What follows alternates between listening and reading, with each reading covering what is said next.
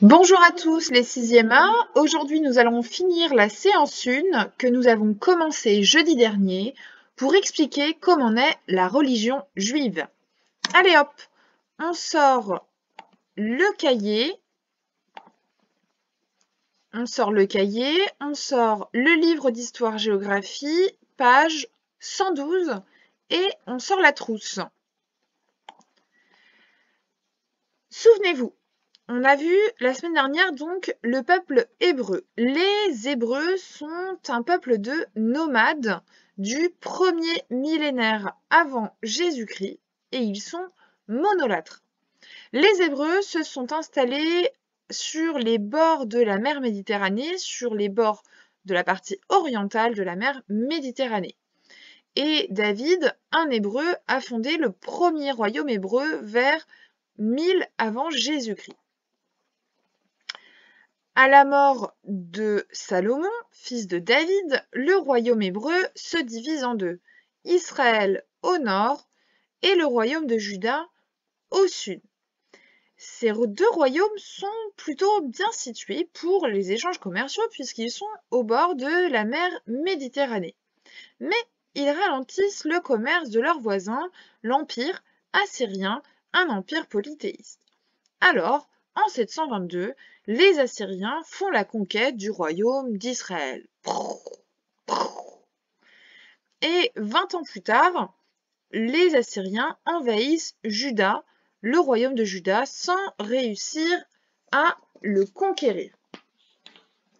Nous avions ensuite découvert que face à ces invasions, Josias, le roi du royaume de Juda, avait décidé d'imposer le monothéisme juif. Allez, je veux voir tous les mains se lever. Qu'est-ce que le monothéisme juif?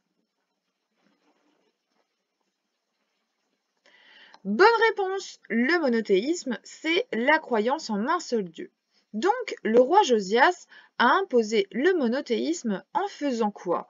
Eh bien, on l'avait vu dans le texte, en faisant brûler tous les objets de culte qui appartenaient aux autres dieux, comme Asheva. Il s'est également allié à Yahvé et a décidé qu'il fallait célébrer une Pâque en son honneur, une Pâque, la Pessa en hébreu. Aussi, il décide de faire écrire l'histoire et les croyances des Hébreux, c'est la Bible hébraïque que vous pouvez retrouver cette illustration dans votre livre, page 110. Ainsi, le roi Josias assure aux Hébreux la protection de Yahvé face aux Assyriens et puis la Bible permet également que leur histoire ne tombe pas dans l'oubli. Voilà où nous nous étions arrêtés jeudi dernier.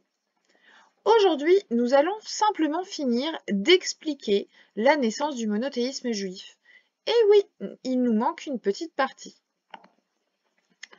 En effet, en 597 avant Jésus-Christ, les Babyloniens pillent le temple de Yahvé à Jérusalem, construit par Salomon, fils de David. C'était le lieu de prière le plus important pour les Hébreux. Les Babyloniens, l'empire babylonien est situé au nord-est du royaume de Juda. Donc ils rasent Jérusalem et ils déportent le peuple hébreu à Babylone. Et donc les Hébreux vont devoir cohabiter avec les polythéistes. Et donc, suite à leur exil à Babylone, les Hébreux prennent le nom de Juifs. C'est le nom qui est donné aux Hébreux après l'exil à Babylone. Je vous laisse donc noter ces informations sur votre cahier à la suite du cours.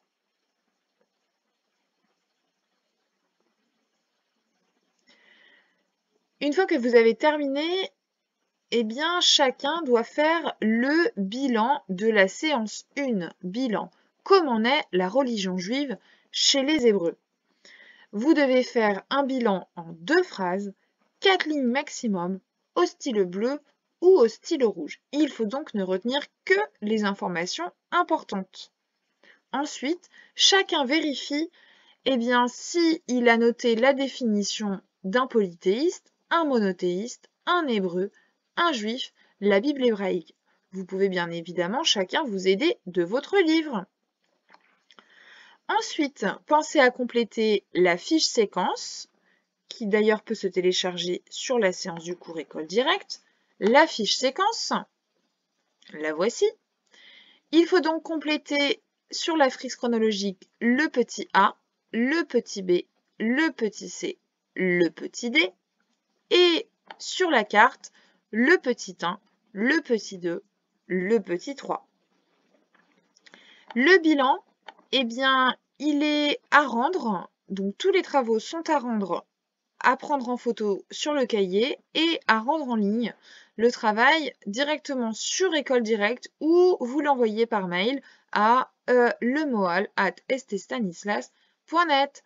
À bientôt! Bon courage à tous!